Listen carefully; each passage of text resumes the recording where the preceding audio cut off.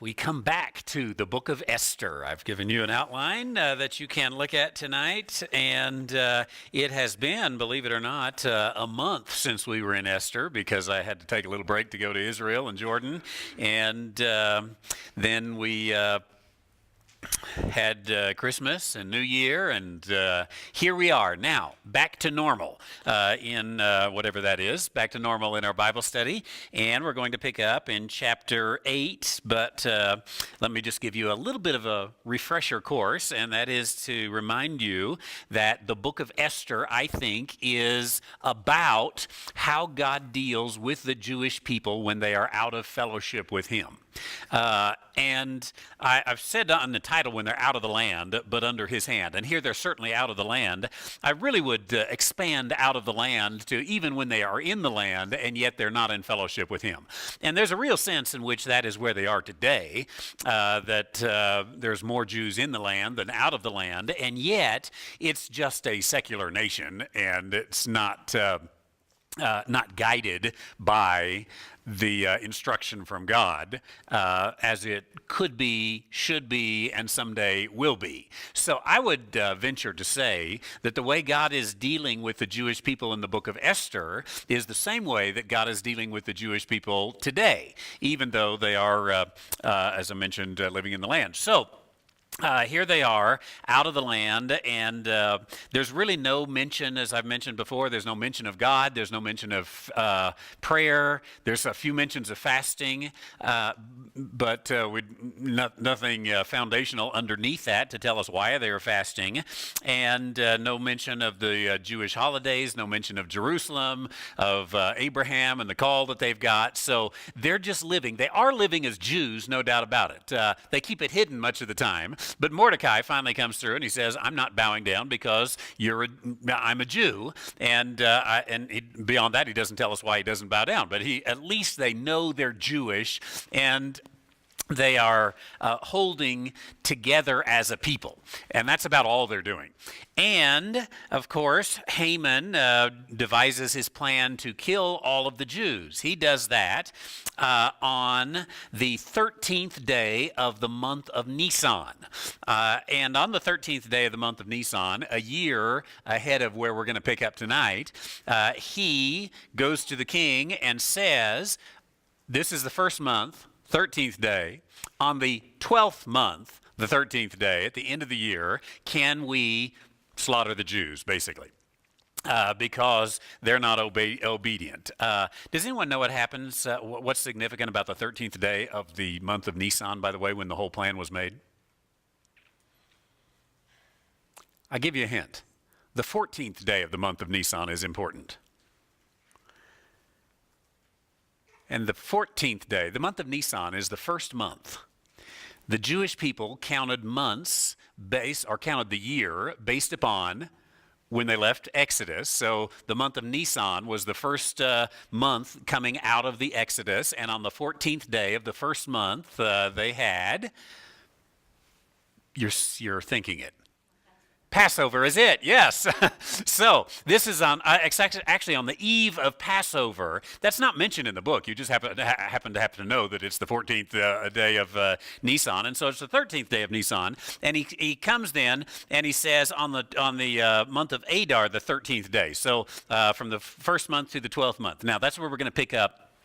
Because we have come now to chapter 9, verse 1. It says, now in the 12th month, that is the month of Adar, on the 13th day of the same, when the king's commandment and his decree drew near to be put in execution in the day that the enemies of the Jews hoped to have power over them, though it was turned to the contrary, that the Jews had rule over them that hated them. That's a long sentence, isn't it?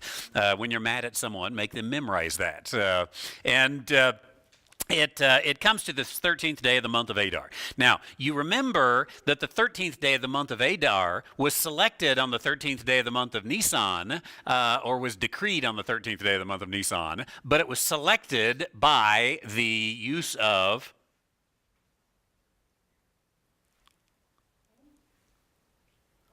how did Haman decide which day they wanted to have the slaughter of the Jews? The lot. You got it. The lot. He was casting the lot. And the lot told him, in fact, he cast the lot for a year trying to figure out which day. And the lot then told him it's the 13th day of the month of Adar. Now, obviously, he's involved in some sort of sorcery, witchcraft, paganism, something to determine, hey, that would be a good day. It didn't really turn out well for him. But he selected it by the lot. Now, the lot in Persia, in the Persian language, the word for lot is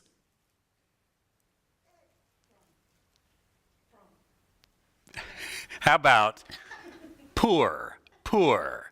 And later on, we're going to have the feast of Purim. So Pur is the lot. Purim is the feast, the name of the feast. So he casts the Pur, the lot, and he decides, hey, the 13th day of the month of Adar would be the day. So he goes to the king on the 13th day of the month of Nisan, says, can we do it? Now we fast forward, and we're actually at that day, and it's the time that the execution is supposed to take place. But in the preceding chapters, as you already remember, Esther had had her couple of banquets, and she had managed to turn the tables on Haman. Haman had already been hanged in the gallows, and Mordecai had taken Haman's place, and maybe even beyond that, to where Mordecai was the second in the kingdom, the vice regent, and he was very popular, as we're going to see here. And so it says at the end of verse 1, it had turned to the contrary, that the Jews had rule over them that hated them. Is it a surprise to anyone that there are people in the world that hate Jews? No, this is not the first time people hate Jews, by the way. It goes back really all the way to the time of Abraham, and I am convinced there's no way to understand or explain the hatred of the Jews except to do so spiritually. And to look at it and say, the Jews, have the Jews done something that causes them to deserve to be hated like they have been hated down through the ages? And there's not enough of them to be afraid of, honestly. As I mentioned before, the population of the Jewish people has never been more than the statistical margin of error of the population of China. It's just an infinitesimal group of people. There's about maybe 12 million of them. There's more Texans than that, and heaven knows there's more Californians than that. And yet, down through the ages, even though it's always been just this sliver of people, they have always been hated, and somebody has always been out to get them. Now, I think that the only way to explain all that is to say Satan is behind this, and Satan wants to bring this about. And so it was nothing new in Haman's day that there were those who were going to hate them. Now, just the same, I would say, just like we see here, it has always turned out to the contrary. Somebody tried to kill the Jews, and the Jews always ended up prospering over it. Somehow or another, God took care of the Jews in this way, and this is what is going to happen, because in verse 2, it says then on this 13th day of that month, the month of Adar, it says in verse 2, the Jews gathered themselves together in their cities throughout all the provinces of King Ahasuerus, to lay hand on such as sought their hurt, and no man could withstand them, for the fear of them fell upon the people. Now, I want to focus on two things. First of all, the Jews gathered themselves together in their cities. I think that's key. The Jews gathered themselves together. I want to point out something very practical here. There were times in the Old Testament when God went forth and he fought for the Jews as the Lord fights on the day of a battle. And you can think of some of those times, right? Like Jericho, easiest one you can come up with. God fights for them. They didn't do anything except march around the city. The closest you could come is say they used psychological warfare in marching around the city all those days. But then on the day of battle, all they did is blow the trumpets and the walls come tumbling down. And they go in and take everything, and that's all that what there was to it. But that was the only battle in the conquests, as I remember, that happened that way, right? The rest of them happened how? Battle, military conflict. That's what it was. You've got a few other examples of times the Lord fought the battle on their behalf. I think of Gideon. You remember Gideon and the Midianites, and they surround the Midianite camp in the middle of the night with their was it 300 and break the vases and hold the torches, and the Midianites just kill themselves. But that was not typical for the Jewish people. What was typical is the Jews gathered. They did something in order to defend themselves. Now, I am not one, by the way, that thinks that you should just turn the other cheek every time you have an enemy that comes against you. And those who want to use that scripture, turn the other cheek and all this, they ignore a whole bunch of scripture, like passages like this one, that says, look, here's a group of people, the Jewish people, and the world was up against them, and God really only providentially worked on their behalf, didn't he? And the providentiality, even that, if you want to be a skeptic for a moment, and I would love for you to be, because skeptics ask good questions, if you look at it, in fact, let's just look at it very clearly. How many times is God's clear activity mentioned in the text of the book of Esther? Never.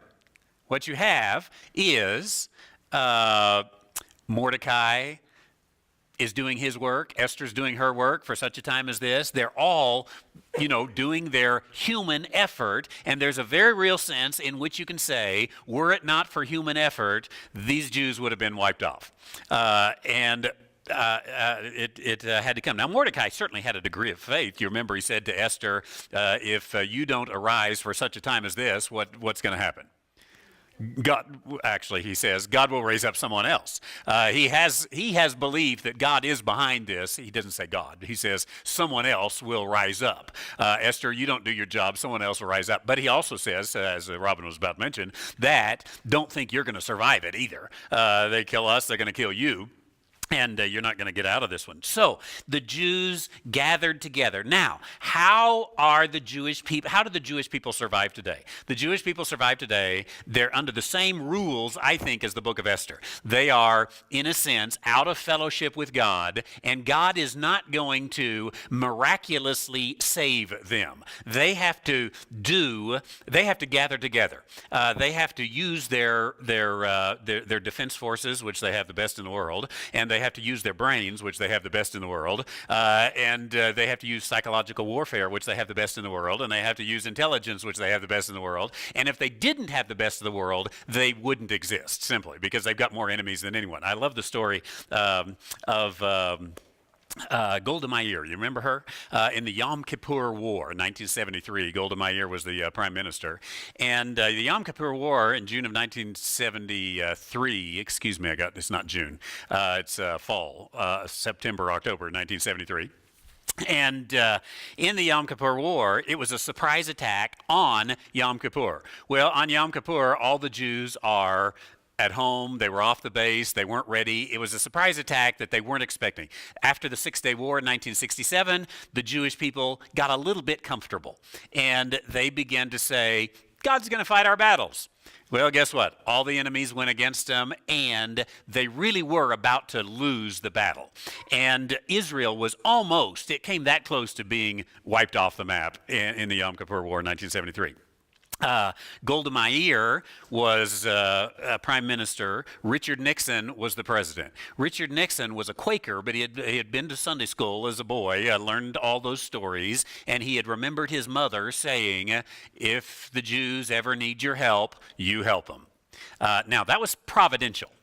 That he happened to have that, for everything else bad about Richard Nixon. At least he had that one part there. But he was not doing much to help, and Golda Meir was trying to get his help. She wouldn't. Finally, she calls him in the middle of the night after she had given her people instruction. She gave the people the instruction, open the silos. Open the silos. The silos, of course, which Israel doesn't really have. Ha ha. Open the silos. Well, the Americans in their, satellites and all that kind of stuff, they knew, they have opened the silos. You know what this means. After she says open the silos, this is like 3 o'clock in the morning. Aren't you glad he was there to take the call? And she says, Mr. Nixon, do you remember the story of Samson? He says, yes, I remember the story of Samson. She says, do you remember how more people died in his death than in his life? He said, yes, I remember. She said, Mr. Nixon, it's about to happen again. She called it the Samson option. It's about to happen again. And Nixon immediately got U.S. supplies to Israel, and by the U.S. supplies and the Israeli forces, U.S. forces were not there, although I have a friend, there's a fellow, Bill Coleman, who watches this online all the time, might be watching tonight, and he was on a ship outside in the Mediterranean getting the supplies there, and has a little Yom Kippur medal, actually. And so that's the only part in which we were involved. We didn't put boots on the ground. But the point is, how did God save Israel at the Yom Kippur War in 1973? He did it providentially. There was no real miracles. Everything was physically done. And I'm convinced that today, 2017, as the world, as a couple of weeks ago, basically told 700,000 Jews to get up and move out of their house. And that there's a certain land that should be, the World War II word was Judenrein, Jew-free. If you live there, one of these 700,000 Jews, get up, move out, abandon your house, leave it to someone else. It's supposed to be Jew-free. That was the Obama administration and the UN. Unnecessary.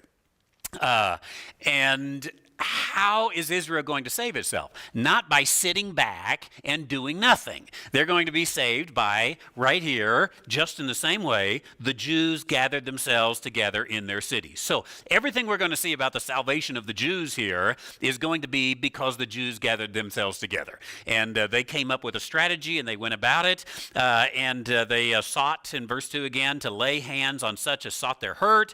And it says, no man could withstand them, for the fear of the Jews fell upon all people. And I think this is this statement is true of the Jews even when they're out of fellowship with God, as long as they stand together in a resolve. When the Jewish people gather together, guess what? No man can withstand them.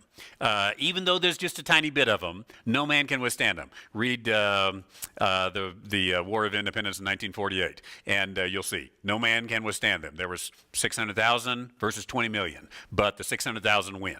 When the Jewish people come together. Now, I'm convinced this is the providence of God, that God has worked within the Jewish people in such a way that if they will gather together, stand together, no one can go up against them. In fact, Napoleon once said, as he was listening to the Jews talking about, next year in Jerusalem and crushing the goblet, thinking of the destruction of Jerusalem all the way back in 70 AD. And Napoleon said, nobody can go up against this people if they have that kind of resolve. It would be impossible to defeat them. And here we see earlier from the days of Napoleon. And so when they're outside of fellowship with God, this is what they have to do. Now, I think that the day will come when the Jewish people will be back in fellowship with God. We're not going to see this until the Battle of Armageddon, unfortunately, but they will be completely back in fellowship with God. And when they are back in fellowship with God, God will go forth and fight their battles for them. That's the Battle of Armageddon. The Jewish people don't fight the Battle of Armageddon. The Lord fights the Battle of Armageddon. Now, I read a little article today. In fact, I put a link on it there if you want to go to it. And the link is about it's a Got Questions website, and the question is, how does God fight our battles? And it goes through some passages from the Old Testament, passages like this one and others, that I think fail to take into account that all of the passages used in that particular issue are not related to us. It'll use the Joshua battles and some of the, the Gideon battles and all these, and some scriptures that talk about the Lord goes forth to fight as on the day of a battle. He goes forth as a warrior, and basically says, if you'll sit back and watch, then God will win your battles. Now, I am convinced that we live in a day in which if you sit back and watch, you will watch everything you had go away. Because they'll come and take it from you. And I know that doesn't sound very Christian, does it? Because, we're supposed to turn the other cheek, right? But I think that kind of thinking comes from a huge misuse of Scripture or misapplication of Scripture that says, don't fight for what is right or for what is yours. Be a pacifist. I wrote an article a few years ago that was pretty popular on the internet. It's called Why I'm Not a Pacifist. And I don't remember why, but I'm sure it had something to do with these. You can look up the article if you want. But I think we have misused some scriptures to say, hey, as long as we have faith, God will fight our battles for us. I think we have to come in, whether it's a personal issue or a national issue or a church issue, and we really do have to bind together in much the same way they did here from time to time and say, okay, we're going to have to fight this battle, or we're going to have to know that we don't escape this thing. God is not in the business of fighting battles other than providentially. And I do believe that for Christians and for these Jewish people outside of fellowship with God, that God certainly does work providentially. But let's look at verse 3 and talk about that providential work. It says in verse 3, and all the rulers of the provinces and the lieutenants and the deputies and the officers of the king helped the Jews because the fear of Mordecai fell upon them. The fear of Mordecai. Now, the fear here is a reverence kind of fear. He's the guy in charge now, and you don't want to go up against him. Can you imagine? Does anyone here want to get in a Twitter battle with Donald Trump? You're just like, okay, please don't mention me in your Twitter, right? Twitter account, because it's never a good thing. Well, Mordecai had come into that kind of power. Now, why was everyone reverential or have this fear of Mordecai? It was indeed the providence of God. But how did the providence of God work in Mordecai's life? Mordecai, you could say, was at the right place at the right time. But not only do you have to be at the right place at the right time, you have to do the right thing once you're there. And Mordecai, I'm convinced, can't prove this to you, but he was at the right place at the right time because he knew where he needed to be and he knew what he needed to do once he got there. And so he, again, this doesn't sound very Christian, he positioned himself. And today we say, well, you're not supposed to position yourself. You're just supposed to sit back and wait and let God do all these things. Years ago, when I started in ministry in the last century, it really was in the last century, wasn't it? When I started in ministry, it was a no-no for a pastor to send a resume to a church that was looking for a pastor. You just didn't do that.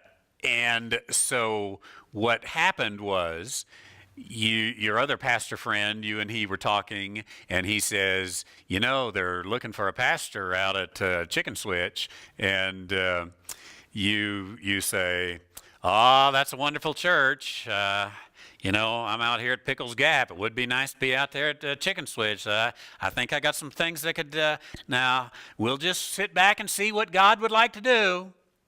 And then the pastor friend would say, would you like me to send you a resume? Oh, you pray about that and you just decide, I'll get you one. you pray about it and see. And it would work out that way. You never sent your own. Why? Because that was positioning yourself. Now, it has been somewhat strange to me and awkward that That is really completely gone today. In pastor searches, almost everybody today sends their own resume. I don't really know if I like it, but I can tell you it is a little more honest than the way we used to do it, in which we tried to pretend like we were very humble and just going to allow God to work all this, when the truth is we really were working it deep down in the background. Well, here's Mordecai. I'm convinced he looks at it and says, that place right there is where the king comes by every day. If I sit there, I'm liable to hear something, know something that can help me and my people. I'm gonna position myself there. And he does that. And then he hears from, what was his name? Big Than and somebody else earlier in the book. They're gonna assassinate the king. Hey, or earlier than that, he hears, hey, we need a new queen. Esther, put the makeup on. Let's get ready. All of it, he's very much positioning himself. And now he's in this place where, guess what? Everybody's afraid of him in a reverential kind of sense because he's in this position of power. I just don't think he would have ever been there had he just sat back and waited for it to happen. It's simply not the way that God tends to work. You could probably argue that with so many other individuals down through the ages as well, in the pages of the scriptures. So here he is, and he positions himself for such a time as this, and now it has come about. So we pick up then in verse 4 where it says, for Mordecai was great in the king's house, and his fame went out through all the provinces, for the man Mordecai waxed greater and greater. That's terminology we don't use. Does someone have something that says something other than waxed greater? Okay, his fame spread. Waxed means slowly but surely, right? And it begins to grow. And that's exactly how Mordecai became great, is slowly but surely. And if you want to be, Jesus even said, no man is worth anything in the kingdom of God if he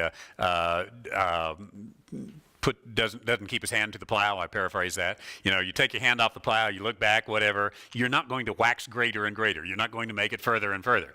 Steady wins the race. Isn't that what the tortoise said? Was that the Gospel of John? The tortoise and the hare. Yes, the Gospel of this John, right? Okay. Verse 5, we pick up and see the results of that particular day. It says, the Jews smote all their enemies with a stroke of the sword. This is the kind of CNN take out of context, one little passage of Scripture, and you'll see how horrible the Jews were killing all their enemies. You could certainly turn it if you don't get the entire context. They're really in a defense mode here. So they smote all their enemies with the stroke of the sword, and slaughter and destruction, and did what they would unto those that hated them. And in Shushan, the palace, the Jews slew and destroyed 500 men. And who would like to read the next 3 verses? So there are 10 names in the next 3 verses, and I'm not going to mention all those names, but there are 10 names who, in verse 10, are the 10 sons of Haman, the sons of Hammedatha, the enemy of the Jews, slew they. But on the spoil laid they not their hand. They kill 500 and destroy 500. And then there's a specific 10 whose names are mentioned. These 10s happen to be the sons of Haman, as it is told here. And so they kill these sons of Haman, but in verse 10, on the spoil laid they not their hands. Didn't take the spoil of the sons of Haman. Why not? You may remember it had already been given to somebody. Esther, that's right. It had already been given to Esther the queen, and so because it belonged to Esther, one of their own, they didn't take the stuff that was given there. Verse 11, it says, on that day, the number of those that were slain in Shushan the palace was brought before the king. And the king said unto Esther, the queen, the Jews have slain and destroyed 500 men in Shushan the palace, and the 10 sons of Haman. What have they done in the rest of the king's provinces? Now, what is thy petition, and it shall be granted thee? Or, what is thy request further, and it shall be done? Then said Esther, if it please the king, let it be granted unto the Jews which are in Shushan to do tomorrow also according to the day's decree, and let Haman's 10 sons be hanged upon the gallows. Now, a couple of interesting things that I want to mention here, and that is, let's start at the end there in verse 13. Let the 10 sons be hanged upon the gallows. Does anyone notice anything unusual or come across anything unusual about tomorrow, let's hang the 10 sons? They're already dead. That's right. Why are you going to hang 10 sons who are already dead? They had died that day, and he says, tomorrow, let us hang them. Now, likely, of course, what it is you might say hanging in effigy or, putting it up for the public to see what has happened here. And yet, the Jewish sages, and when I say Jewish sages, I mean the Talmud and the old rabbis and the commentaries that write about these things, who are not always right, by the way. It's just like any commentary. Sometimes they're right, sometimes they're wrong, but they always have some interesting things to say to find out, okay, what's the Jewish commentary on this? And here's the Jewish commentary. Is that the Jewish sages are very united in the fact that because they were dead, and it says, let them be hanged, combined with the fact that in verse 7, 8, and 9, something I'll show you here in a moment, combined with this fact of 7, 8, 9, the Jewish sages said, 1,500 years ago, even more than that, said, this is a prophecy of something else that's going to happen. That there's going to be at least 2 hangings of Haman's sons. And the Jewish people, sometimes a little too mystically, but I think we sometimes don't dig deep enough. The Jewish people, always in the Old Testament scriptures, the Tanakh, they dig into 2 or 3 levels down and say, well, this is what it means on the surface, but this is what it means underneath. Now, there's danger in that, but there's also danger in not doing it. Danger in saying, is there something else here? The Jewish people very much say there's something else here. In fact, where it says tomorrow, let's do that. Where is that? Verse 13. Tomorrow. Have I told you why in the King James that's 2 words, tomorrow? It actually comes from Greek. Our English word comes from Greek. And the Greek definite article is tio. It would be pronounced. And so literally, if you took it in Greek and translated it, it would be on the morrow. You've heard Old English talk about on the morrow. And we've just put all that together, tomorrow, but in older King James English, it's tomorrow, the morrow. And the Jewish sages say here that there is an immediate tomorrow and a later tomorrow. Now, again, are they making this up? Where do they get this? Yeah, I don't really know. This is just what they're saying. There's an immediate tomorrow. There's a later tomorrow. And then they point out something which I think, combined with their thoughts here, really does have some interest in it. Verse 7, 8, and 9, notice it says, and.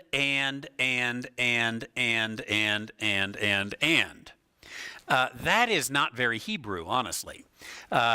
Typically, it would just list without this particular word and not only that, but when you read it in a Jewish scroll, and Jewish scrolls are very consistent. When you read it in a Jewish scroll, it would come, over being read right to left.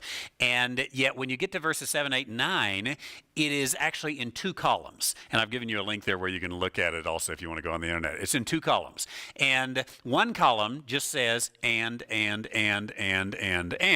the other column has these names. And down through the centuries, every time they write a Jewish scroll of Esther, it's called Megillah Esther, the scroll of Esther. Every time they do it, they always put it in these columns. Not only that, But there are 4 letters within these names that I didn't pronounce. There are 4 Jewish letters that when they write them in these columns, these particular 4 letters are very small. Smaller than you'd ever have them before. And the Jewish people, again, would say every letter matters. That's why they count the letters and all that. Not only do they count the letters, make sure they have everything correct, but the size of the letters. There are some letters that are big and bold. There are other letters that are small. It's very rare in a list of names to have this word "and," which is deeper, really, than our "and," but also these 4 letters. These 4 letters happen to be the Hebrews didn't have numbers. They used like the Roman numerals. They used letters of the alphabet. Those 4 letters happen to be the letters for 5707. 5707. And it just so happens that the year 5707 in the Jewish calendar was 1946. And in 1946, oddly enough, we had the Nuremberg trials. And at the Nuremberg trials, does anyone want to guess how many people were hanged? 10. You got it. 10 were hanged for their Nazi crimes. And 11 were sentenced, but 10 were hanged. The 11th actually committed suicide the day before. And the Jewish sages also say, by the way, that there was an 11th child, they say it's a daughter, an 11th child of Haman, who they say killed herself. Now, we don't have anything to go by that. It just happens to be what they say. So just add that to it. Now, what does all that mean? It means the same thing about the coincidences between Kennedy and Lincoln and their assassinations. You've seen all that kind of stuff. That's honestly, that's all it means. It's intriguing. It's interesting that that's in there. But I think, again, it's a little bit somehow the fingerprint of God that well before the Jewish year 5707, well before 1946, the Jewish people were saying, this is not done. This is going to repeat. Some of them say it'll be repeated again. Who knows? But they were somewhat predicting this. Now, one of those 10 that was hanged, his name was Julius Streicher. And Julius Streicher, his last words as he was coming to the gallows, his last words were Purim Fest 1946. And with that, he was hung. Purim, the festival of Purim, 1946. And he at least got it in his mind that he's one of the sons of Haman, so to speak, that is being killed for going up against the Jews. And the Jewish people strongly see it this way, and many others have recognized the coincidences here as well. And you can get almost conspiratorial even as you dig into this because there's some other things in the text and even some Bible code kind of things that you can get into. I typically am not that much into that other than intrigue because there's no way to prove any of that and say, this comes together. And there is the ability to read back into something and kind of make that work. So again, I don't want you to say, hey, this is prophecy that 1946 there was going to be 10 people hanged. If anything, it's a striking coincidence that this is what you have in the same manner in which the Jewish people on that 12th month of the month of Adar were supposed to be killed themselves, and yet they do away with their enemies. Well, I need to stop right there, even though I've got just a few minutes left. But that was a good stopping point for where we go into next week, which was a too big of a chunk to take here. And so here's what we're going to do.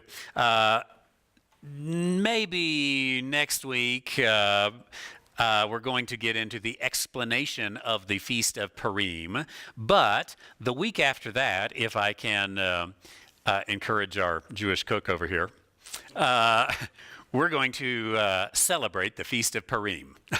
And we'll know all about it, and we'll talk a little bit about what Jewish people to this day do on the Feast of Purim, and some of the things you'll find interesting, some of the things you'll find inspiring, and we'll have some, I never can say the word, help me out. Hamantasson, thank you. I have a problem with Ahasuerus and Hamantasson.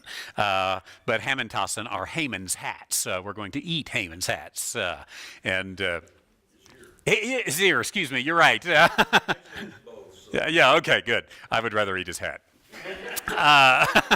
But we'll have some fun with it. 2 weeks from tonight. Next week we'll learn about it, and then the following week we'll learn a little bit more about modern Purim after we have given the biblical accounting of it here as well. And then we'll have one more week of looking at the biblical text, and we're going to look the final week of this series of Esther at something that I think is also interesting, a little bit related here, but I think has some stronger connotations to it. And that is, there are 4 times within the book of Esther that, if you look very closely, the name Yahweh is actually there.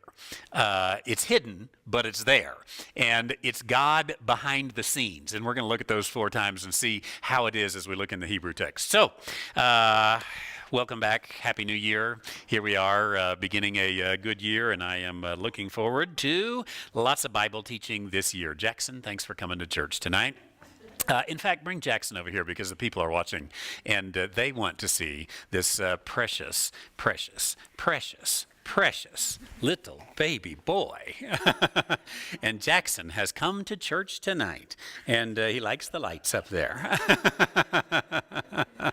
And with that, let me lead us in a word of prayer.